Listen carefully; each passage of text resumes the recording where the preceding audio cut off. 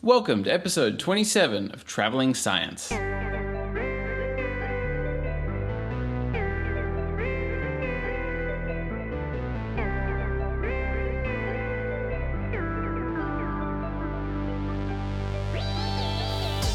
G'day legends, welcome back to Travelling Science, the podcast that's sharing science with the world. My name's Crowe and I'm the Travelling Scientist, coming to you today from my home in Aireys Inlet, Australia. I'm a health science communicator, and on this podcast we interview researchers, doctors and experts, hearing their stories and sharing their ideas that can help us to live smarter, happier and healthier lives. This week's guest is Dr. Amanda Khoury, a cancer epigeneticist who is driven by a deep curiosity to figure out how our bodies work and how a breakdown of our epigenetic processes can give rise to disease. Dr. Khoury's work focuses on preventing DNA damage and developing therapies that could potentially repair our DNA and reduce the incidence of disease. Now, don't worry if you've never heard of epigenetics before, because Amanda is a superstar of STEM. She's great at explaining scientific mumbo-jumbo in a way that's both simple and elegant. And throughout our conversation today, you're going to discover what epigenetics is, how our DNA is kind of like origami, how much DNA we have inside of us, why there's so much seemingly useless DNA, and is that DNA actually useless? Also, how to reduce DNA damage and protect ourselves from disease. Do identical twins really have the same DNA? And we'll also discuss things like DNA mutations, prostate cancer, CRISPR-Cas9, histones, the ethics of genetics, chromatin, and pub trivia. So buckle up and get ready to learn all about the epic world of epigenetics with the one, the only, Dr. Amanda Khoury. Dr. Amanda Khoury, welcome to Travelling Science. Thank you for having me. Excited to be here. It's an absolute pleasure to have you. Thanks for taking the time to come on and speak with us today. And I guess just to get started, I think most people have some idea of what genetics is, but can you explain what epigenetics is? Yeah, it's one of my favourite questions to answer, actually. So essentially, I like to think of it from the very beginning. So if you think about our bodies, right, we are sitting here with billions of cells, and we're made of billions of cells. But at the very start of life, every human begins as one cell. You've got your mother's egg with half her DNA and your father's sperm with half of his. Together they combine and create one single cell, which now has a complete set of your DNA. Now this cell replicates over and over and over again, and each time it's copied, the new cell gets a copy of the DNA.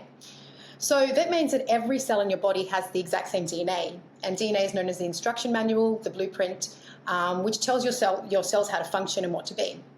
But if every cell in your body has the exact same DNA, then how is cellular diversity achieved? For example, our skin cells look and function very different to our heart cells. So that tells us that there must be more information. And so epigenetics literally translates to above the genome.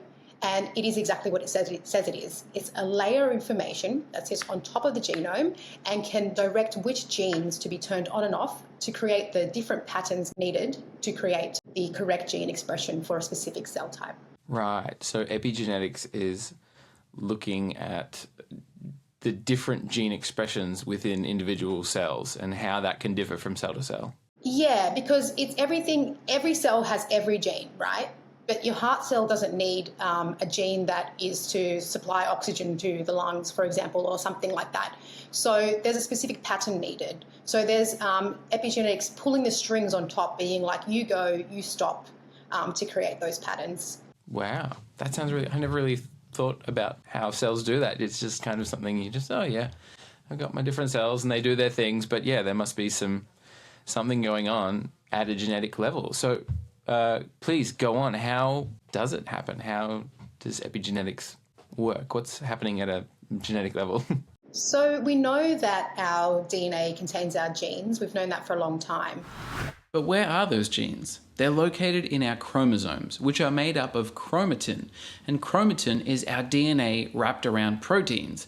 See, we have so much DNA in our cells that it needs to be compressed. So it gets coiled around these proteins called histones.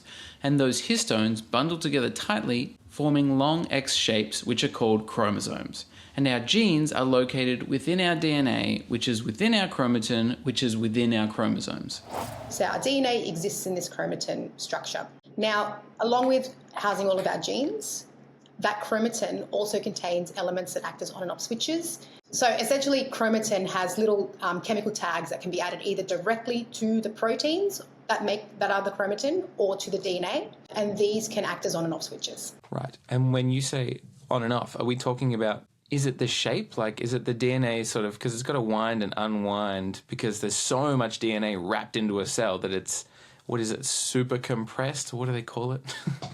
Yeah, that's actually a perfect question, because the openness and closedness of DNA, so the openness, it's called euchromatin, and the closed is called heterochromatin. Now, if you think about it very simply, it's about the ability of machinery that's necessary to read the DNA to be able to access those points. So, of course, euchromatin is going to be open and allow machinery to access, whereas heterochromatin is going to be very closed and nothing can get in. So definitely the structure matters, and I actually work on the three-dimensional structure of chromatin. The DNA is actually, rather than being kind of like, if you imagine DNA, I like to think of it like it's, there's 2 meters of DNA in each cell. There is 2 meters of DNA in every cell. Our cells are only like 20 micrometers in diameter. And our DNA lives in the nucleus of the cell, which is only about 6 micrometers in diameter. That's the equivalent of trying to compress 20 kilometers of rope into a 6 centimeter bundle. In fact, if you were to take the DNA out of every cell in your body, stretch it out, lay it end to end, it'd be the distance to travel to the moon 300,000 times. So there's a lot of packaging going on to get it into our bodies. Right, so that means that the DNA is not linear. It exists in a 3D structure. And what we know about the 3D structure is that it's allowing those on and off switches to contact the correct genes to be able to turn them on or off. So I often like to compare DNA to origami, because if you think about it, the on switches that the DNA in your heart cells is going to access is going to have a different folding pattern to achieve the correct expression versus the DNA in your lung cells. So just like origami, you've got a different end product, and it's different folding steps that give rise to those different identities. Oh, that's really cool. I love to think of DNA folded up in origami in specific patterns to allow the expression of specific genes to help keep our bodies functioning. Yeah, and I guess as well, like if you think about it, so in origami, you've got the same sheet of paper and it's got potential to give rise to any shape. In our cells, we have exactly the same DNA, and that has a potential by folding to give rise to different cell identities. True. Very cool. And so now that we all have an understanding of what epigenetics is and how it's working in our bodies, what exactly are you working on? What are you doing, Amanda? So I work on this concept of DNA not existing as a big balled up structure. What my work has shown is that it is actually stored into these very well regulated compartments where the contacts are actually happening within these compartments but not across them. So we've shown that when you disrupt that compartment structure, you can actually get the incorrect gene expression, which can give rise to many different types of disease. So I specifically work on a protein called CTCF, which stands for CCC-TC binding factor. And you might recognize that CCT-CC is just some of the base pairs of DNA. And that's exactly what it is. It's binding that sequence. Yeah, this confused me a bit. So CTCF is a protein that binds to DNA and works to control the expression of certain genes. Remember how DNA is made up of guanine, adenine, cytosine, and thymine, G, A, C, and T? Well, the CTCF protein that Amanda works on will bind to the DNA wherever it locates a CCC-TC segment. Does that make sense? But it's very complicated because it's got hundreds of thousands of binding sites throughout the genome. And we know it's a very enigmatic protein. Sometimes its binding leads to genes being turned on. Sometimes it's genes being turned off. So if we've just started to build this map of the entire 3D structure of the genome, and that map is only 10 years old, we now have the job of working out how that map is created knowing that if it's disrupted, it causes disease. So I focus on the role of this CTCF protein, how it binds, what it does, what it doesn't do, trying to work out the contexts, but with the very, very end goal of understanding how that process gets disrupted in cancer. In particular, I started looking at prostate cancer and being able to map that these compartments are changing between cancer and normal, and what's happening is CTCF is being lost, and rather than having these really tight compartments that are stopping interactions across compartments they shouldn't, you're getting this mixing and rewiring of genes and on and off switches, and that is obviously bad for the cell. Absolutely. You mentioned the disruption of these compartments. What causes that disruption? Do we know how this is happening? Yeah, so it's part of what I work on now as well. So what we've shown and what others have shown is that, so these compartments, they have things called boundary elements, right? So if you imagine it like, it's literally like a brick barrier. So CTCF can bind at the edges of these compartments and form a physical barricade that stops the chromatin within that compartment from mixing with the chromatin in the neighbouring compartment or one further away. As I said earlier, CTCF recognises a specific binding sequence. But what we now know is that that binding sequence is heavily mutated in cancer. So we know that CTCF binding is lost in cancer. And so that can cause that physical barrier to be gone. You literally get mixing together of different compartments and complete rewiring. Right. And then these mutations can lead to, I imagine, the expression of the wrong genes, which can lead to... Yeah, so studies have shown that some can lead to turning on of oncogenes or turning off of cancer-suppressing genes. An oncogene is a gene that has the potential to cause cancer, while a tumour suppressor gene usually works to control cell growth and prevent cancer. However, when tumour suppressor genes mutate and get turned off, or when oncogenes mutate and get turned on, this can promote the creation of a tumour, which can lead to cancer. In particular, what I'm looking at is the fact that this binding site tends to be disrupted across all cancers that we've looked at. So cancer is difficult because it's many diseases, and people often think that it's one disease, but it's actually many diseases where in some circumstances this gene is turned off, which gives rise to that cancer. But we're looking at this from a point of view as if this factor is disrupted across all cancers, perhaps there's some sort of common chromatin disruption pathway that you can sort of map out that might be shared across cancers, which would be obviously very helpful. Yeah, and then so I suppose if we can figure out that common pattern, then maybe we can create some sort of therapy or prevention or ways of reducing the likelihood of these disruptions that can lead to cancers. Yeah, so that's right. Like if you can think of one overarching way, but pointing out, and this is a big misconception about science, is that things happen fast. If we were to find something, this would be something that would take decades to work out. But investigating a pan-cancer pattern is really interesting and could potentially be helpful. Absolutely. You could cure cancer. That's a big call. Look, I won't say that.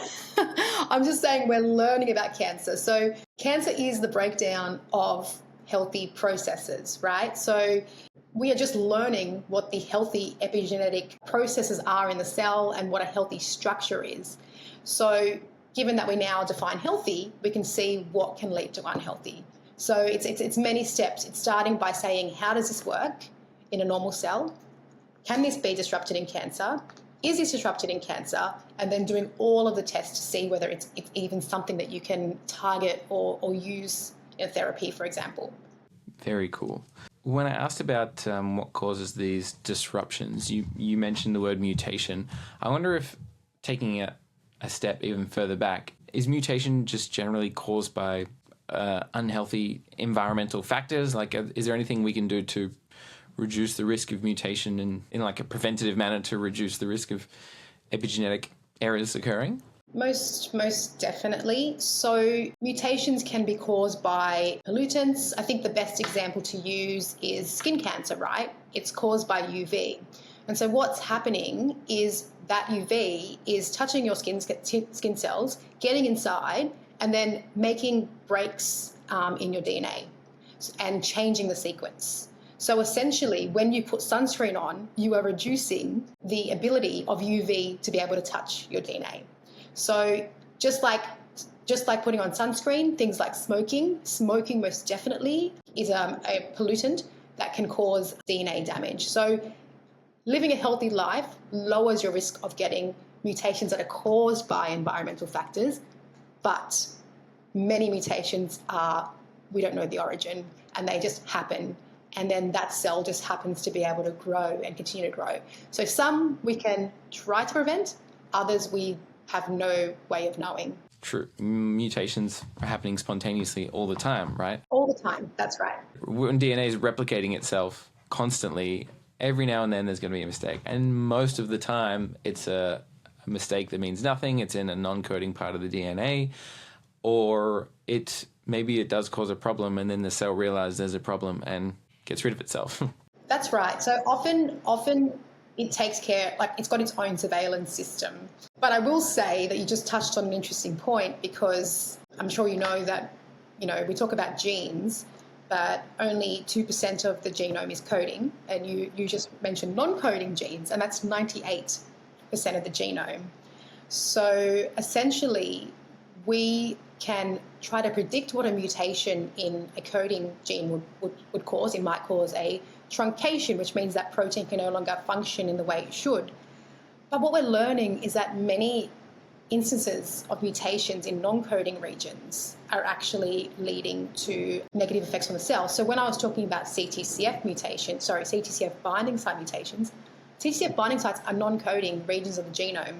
So this research is sort of chipping away at that 98% and seeing if we can ascribe a function to some of it. Because the truth is there is a lot out there that we don't know.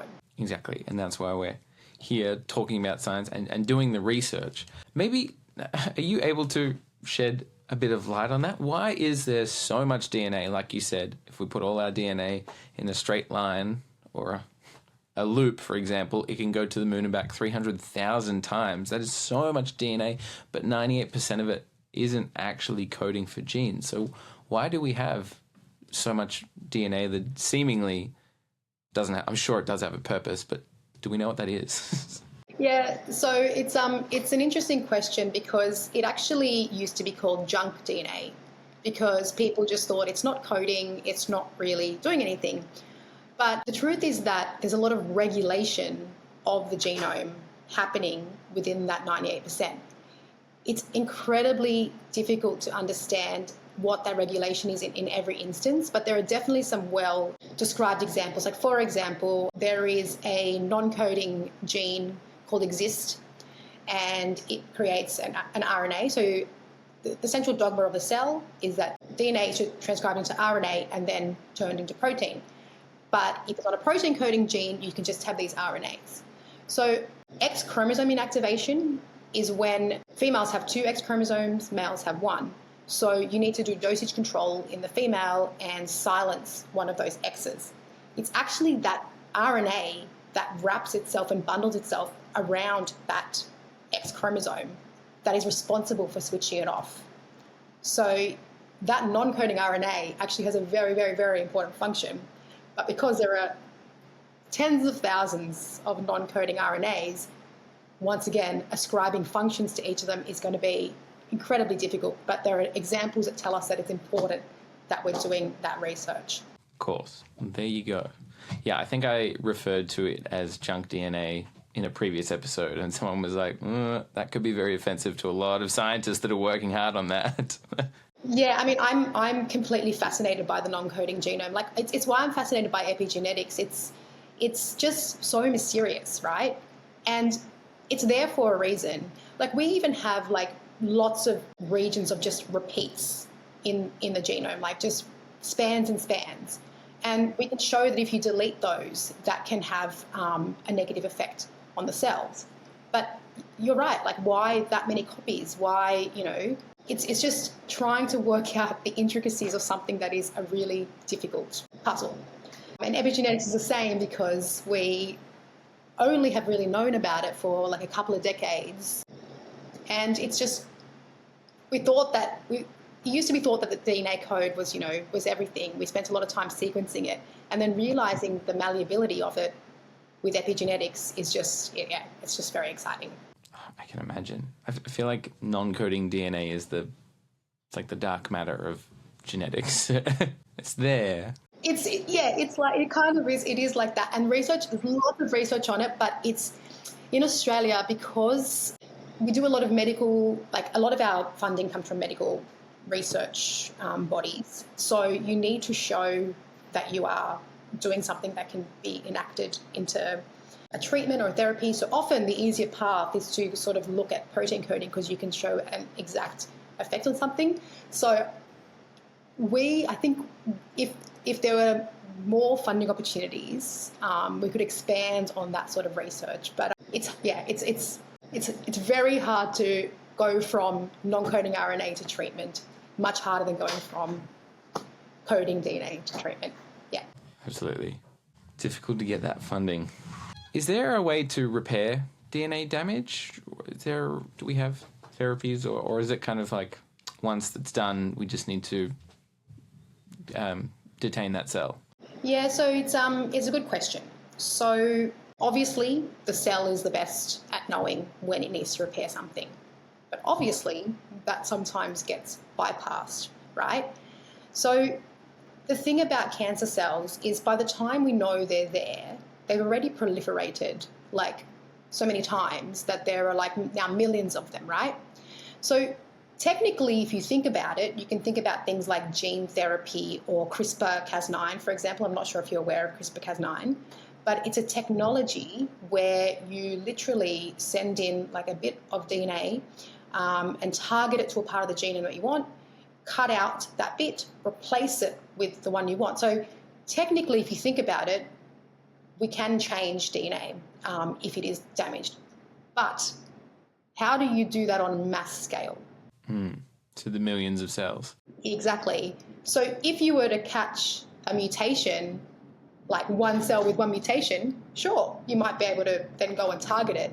But we are very, very, very, very far away from being able to do that on scale. And also, I think the ethics are super complicated because it opens the door to designer babies and all of that. DNA manipulation, gene editing, it's definitely an ethical nightmare. Yes, that's right. And so, for example, I work with CRISPR-Cas9 every day. And what I'm doing is I'm chopping out those CTCF binding sites and I'm seeing what the outcome of doing that is. But it's easy for me to do because I've got a fluorescent tag, for example. So I look at my cells under the fluorescent microscope and I can see which ones have my editing done. You don't just put a fluorescent tag into the body or anything like that. So in tissue culture, yes. In bodies, no. Cool. Good to know. And in terms of your work specifically, Amanda, what do you hope to achieve long term? Yeah, that's a good question. Long term, I want to be able to chip away at part of the mystery of epigenetics. I find the three-dimensional structure of epigenetics so exciting. And the thing is, like I said, it was only mapped in 2012. And so we've already made this much change and we've already accumulated this much knowledge. And I just think like we're just at the tip of the iceberg. So I think my overall goal to deconvolute the things that 3D chromatin conformation affect and regulate. But also long term, I think I don't know. Like some of me thinks that I wouldn't mind going into moving into more of like a policy role in government to try to be more involved in directing where research happens and what funding gets to what and things like that. So yeah, I'm not actually sure what my future holds, but definitely more science in the short term. No, that sounds incredible. I think those are both great goals to go for. That if anyone needs to be in policy and government helping get more funding for scientists, it's a scientist who understands the plight and what needs to happen. Because I feel like usually the people in charge of the funding and the research directives are not the right people. So. I mean, they can be scientists, but I think just knowing that I have a passion for it I think that just motivates me. Incredible. How did you get into epigenetics? What led you to that field? Well, my origin story is it's a bit complicated because I never thought I was going to be a scientist. So I was at university studying liberal studies, which is like it's pretty much a bit of everything. So I was doing English, philosophy, I was doing languages, and then you had to choose a science subject, and for that subject I chose psychology, which a lot of people in liberal studies did. But then we did a neuroscience component, and I just remember thinking, this is the most fascinating thing I've ever studied. And in neuroscience, like you're learning that the billions of cells in your brain and the trillions of connections they make, they govern so many things: your thoughts, your personality, your ability to dream, your ability to walk, your ability to function as a human. And then I just got obsessed with this idea of cellular physiology and the power that our cells have and what destruction to our cells can lead to. And so from there, I actually transferred into a medical science degree because I wanted to know more about human cellular physiology, and just sort of found my way to epigenetics by doing some reading and being really interested in, like I said earlier, this malleability of the genome. Like it's sort of like you can control your own genome by making healthier decisions, by going for that run, by staying out of the sun, don't smoke, don't vape, that sort of stuff. Some good advice there from Dr. Amanda Khoury. That's awesome. Such a big shift from studying philosophy and then I've got to do a science subject. Fine, psychology, and then you do it, and you're like, this is something I could actually really get into, and then that developing into genetics and epigenetics is a very specific, very cool field to be in. Yeah, that's exactly what my thought process was. I will say that it still is an extremely steep learning curve. And when I talk to high school students, I say, if you want to do what I do not do it the way that I did it, because then you end up in university doing physics, advanced maths and things like that, and you've just not got the right foundation subjects. So, yeah, it's possible, but there are easier ways to get there. Fantastic. What do you do when you're not in the laboratory? When you're outside of the science world, what do you like to do? So, I have a secret side goal. And I love writing and hosting trivia. So, yeah, I do it. I do it for my workplace. I do it 2 times a year for my workplace, and it's 100 people. And one of my 2024 goals is to get my first pub trivia night. So, yeah, I think I'm working towards that. That sounds really cool. I love pub. I think a lot of people love pub trivia. That's good fun. You do learn stuff, and it's very social. It's a good thing to do. I think I've been to about 100 pub trivias, and I don't think I've ever won. Okay, I have won, but I've won on the shoulders of other giants in the team. Yeah, it's usually the way. You got to have a solid, well-rounded team. Yeah, that's right. Yeah. So, and I try to make trivia fun, and I try to make it applicable for all ages. I hate when you go to stuffy trivia, and it's just in 1801, blah blah blah. It's you mix it up, change it up a bit. Yeah. Do you have a favorite topic to make questions? I suppose it's probably science related, or maybe not. No, it's actually not science related. I don't like asking science questions because I'm a scientist. So, getting away. What do I like doing? Actually, you know what? I've got my protocol for writing a quiz. I've got my history questions, my geography questions. For example, I'm doing a quiz this weekend for my friends, and I've got, what does this Gen Z slang translate into? It's just something for everyone. I think the most important thing about trivia is that you have to make sure that everyone can at least answer one question, because you feel good about yourself when you answer a question. Totally. You get that one, you're like, no, I got that one. You're welcome. You're like, I achieved. I'm done. Yep, I'm bowing out. But I think that's the thing. It's just making it accessible. That sounds really good, man. I love that. I wonder if you have any book recommendations in regards to genetics, or is that not something you read about? I steer clear of reading nonfiction, actually, because I have to do so much reading in my everyday work. So I actually, like, every single day I walk to and from work, and it takes like 2 hours, and I listen to fiction audiobooks, and I'm obsessed with audiobooks. And so, yeah, when I'm outside of work, I'm switching off. So I don't have a specific epigenetic recommendation. Ask me my fiction taste, I could probably throw something out there. Sure, why not? What are you reading right now?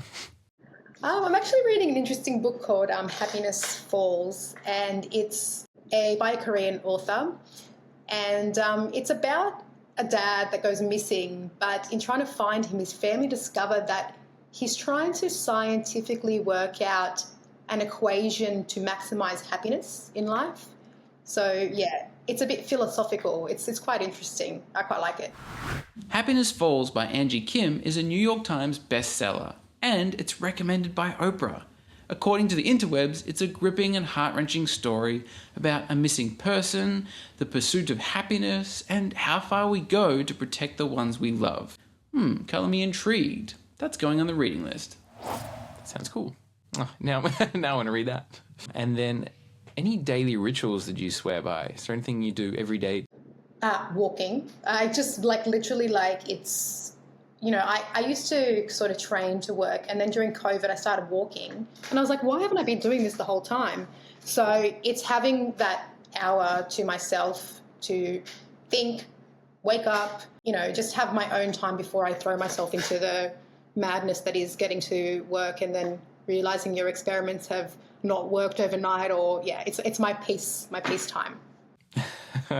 Classic. Just not thinking about the experiment failures, just thinking about the equation of happiness. Yeah. Just easy thinking. Lovely. Well, let's move on. I don't want to keep getting stuck. Everything you say, I just want to I could riff, and we could talk for hours, but we probably shouldn't. I've got a few listener questions for you, if you've got a moment to answer those. But before that, each week here on Travelling Science, we make a donation to a charity of the guest's choosing. And this week, Dr. Khoury has chosen to make a donation to RDoC, a children's education charity that aims to improve learning outcomes for children in disadvantaged communities across Australia. So a donation has been made to the RDoC Foundation on behalf of Amanda. And if you'd like to make a donation as well, that would be absolutely incredible, and the link is in the show notes just down below. But for now, let's get back to Travelling Science. The first question here is from Harshita Kapoor 3, and they wanted to know, can substances deemed beneficial actually be harmful to us by initiating epigenetic modification? Is that a thing? I guess if something is deemed beneficial, it depends how it's deemed beneficial. Is it scientifically, or is it because an influencer on TikTok said that thing is beneficial? If there is rigorous support and scientific peer-reviewed studies to say it is, then yes, I believe it would be beneficial. That being said, the body's huge and varied, right? You can't know every single effect that's going to take place.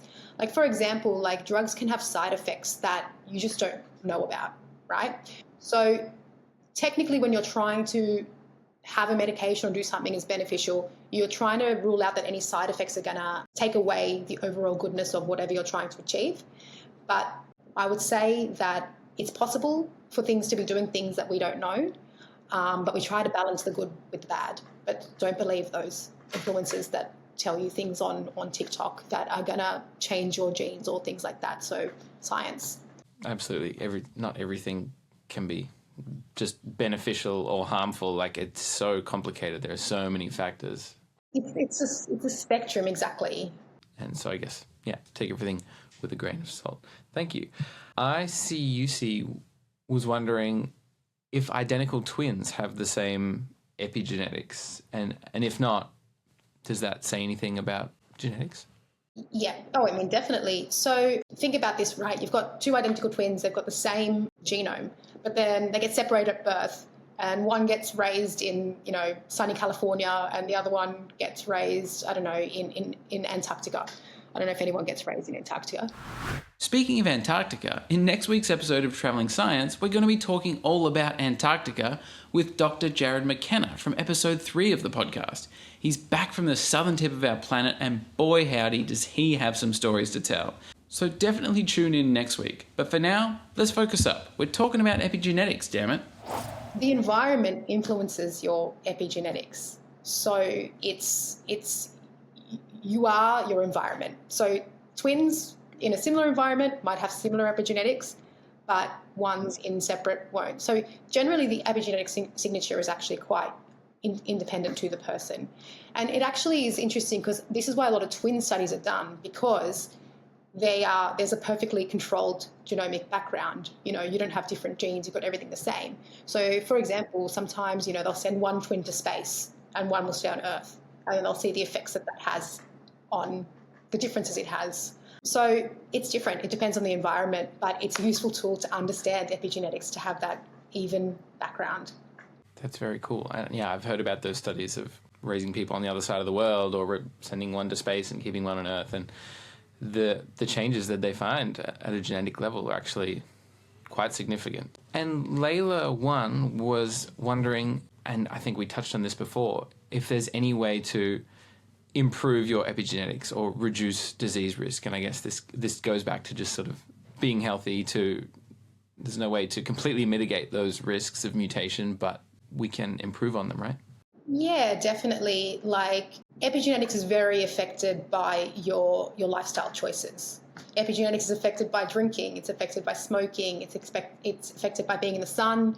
It's affected by, being in areas where there might be toxins. So essentially, we know that things that are unhealthy, right? But what we now know is one of the pathways they're acting via, and that is epigenetics. So given that we know that these strings can be pulled by these choices, being as healthy as possible and refraining from those things is a way to sort of safeguard against it. Absolutely. There you go, Layla 1. Thank you so much, Amanda, for answering those listener questions. And just to finish off, I've got a lightning round, if you're ready. Yep, I'm ready. Lovely. 6 questions, 60 seconds, and the timer starts now. If you could safely use epigenetics to change and improve your DNA, would you? No, because I don't want to open a can of worms of what is and isn't possible about ethically changing somebody. Good answer. You referred to DNA as being similar to origami. Can you do origami? I can do origami. I don't do it regularly, but I actually got into it when I was in Japan in 2012, and we made friends with Japanese people and they gifted us with origami and origami books. And so maybe that's where I first started thinking about origami in general, but I can do it. Am I gifted? No. Is it possible? I'm okay. Yeah, you can do a little bit. That's awesome. You're probably doing origami in your research anyways. If you could have done something completely different with your life, if you never discovered that psychology and got into genetics, what do you think you might have done? So my original goal was to be a historian. So I think I would still be, because history was always my favourite subject at school. I think I would still be an academic, but I would be a very different type of academic. Instead of going down the rabbit hole of how one specific protein can control one specific aspect of chromosome conformation, I'd be looking at the effects of one specific little-known person and how they changed, people's understanding of, agriculture or, something very equally as specific. So, yeah, because I love history. I love thinking about the way people have changed the way they think and how we've grown from that. I love looking back. Yeah, absolutely. What do you love most about epigenetics? I just love this exciting concept that, things that you do are turning your genes on and off. It's just some sort of knowing that you have this ability to, you're not altering your DNA, you're not changing the sequence, but you might be pulling strings. And I just find that so fascinating. And I think as well as that, it's just because it's such a new science, I'm just like so excited about like whatever mysteries I'm going to be able to unveil. Hell yeah. What is your least favorite thing about epigenetics? Interesting. I've never been asked that. Probably the same thing that makes it exciting. It's still in its infancy. So concepts in other research fields might be super well defined, whereas we're still working out exactly how everything is functioning in a healthy cell. So there's the being at the very early stages. Very cool. If you had, say, a $100 million budget, where would you like to see that funding put? What sort of experiments would you be doing?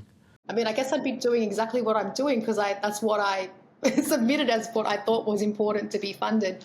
I think I'd just be doing everything in a much more elegant way. Like in science, like when you write your grant applications, you are constantly thinking about how to lower the cost because funding is not infinite. So I think I would just be saying, instead of doing 3 subjects, maybe I'll do 300 subjects and make my study more rigorous than it is. You would just make it, you would have the luxury to do things in the best statistical ways, the best ways, overall. True. And do you have a favorite gene? CTCF. CTCF. Lovely. Most Which stands for? CCC binding factor. Oh my, incredible. Lovely. Thank you so much, Amanda. Congratulations. You've finished the lightning round.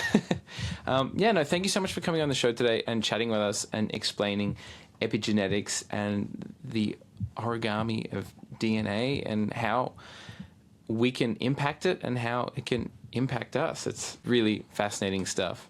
And thank you so much for doing the research that you do and everything you do. I know it takes a lot of time and there is so much we don't know, but you're putting in the efforts now to potentially change the future in a huge way. So it's incredible what you're doing. And just to finish off, I wonder if you have any last words of wisdom, any bits of advice that you'd like to share with our listeners, maybe something that they could take home and act on to improve their lives in some way. Yeah, so I mean, like it's been a common theme, but the fact that, we can protect our body from certain changes by making healthy choices, exercise, stay out of the sun, drink less, etc. But I think the other thing that I think would be a really good bit of advice is to keep doing things like listening to your podcast and getting people to realize that, they can be involved in the scientific conversation. Science comms allows people to understand really complicated things, and I just think the more people that understand scientific research, the more of a equitable, equal discussion it is. I think having a passion to be involved in the conversation, it helps both ways. It helps you be involved and it helps us understand what the current issues are. So there you have it, legends. That was Dr. Amanda Khoury, epigeneticist, superstar of STEM, and pub trivia pro. It was an absolute pleasure having her on the podcast, and it's just so fascinating to think that we have all of this DNA inside of us, compressed and packaged up in intricate ways like origami, folding and changing in a coordinated manner to promote or prevent the expression of specific genes that allow our bodies to function and thrive. But we also need to remember that our DNA is always replicating and mutations are always occurring. And usually this is harmless, but sometimes it can lead to diseases such as cancer. So it's important to protect your DNA, reduce mutation rates by being healthy, eating right, staying hydrated, sleeping well, protecting yourself from the sun, and avoiding pollutants like harsh chemicals or cigarette smoke. And we all know these things, but it's important to remember why we do these things. Why do we try to be healthy? It's to protect our DNA, our genetic blueprint, which allows us to live, but also give rise to future generations. So let's use this knowledge, consider our epigenetics, and take care of our beautiful origami DNA. And thanks so much to Dr. Amanda Khoury for teaching us all about genetics and sharing her epigenetic journey with us. And to learn more about it, you can follow Amanda on Twitter at AmandaKhoury9, and she's also on LinkedIn. And you can find all that information in the show notes just down below. Also, make sure you're subscribed here for more traveling science every single week, and you can follow Traveling Science on Instagram to see who we're interviewing next, and there you can also send in your own listener questions. And if you're more visually oriented, you can always check out the Traveling Scientist YouTube channel. Finally, if you stick around to the end of the episode, I always leave you with a little secret. And this week's secret is that I said during the episode that I'd never actually won pub trivia before, but thinking back, I remembered I have won once. When I was in Paris, France, I randomly wandered into this bar where trivia was happening, and I just sat down for a drink. I didn't have a team, I was just by myself. But this question came up, and the question was, what's the longest river in Australia? And I looked around the bar, and absolutely no one knew the answer to this question, except for me. I was like, this is obvious, come on. So I leaned over to the group next to me, and I was like, it's the Murray.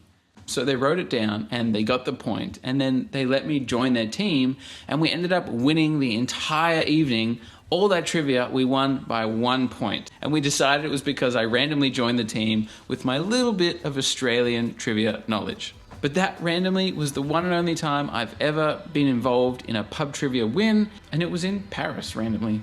So there you go. Good luck to you in your next pub trivia adventure, and I'll catch you all next Science Sunday. Cheers.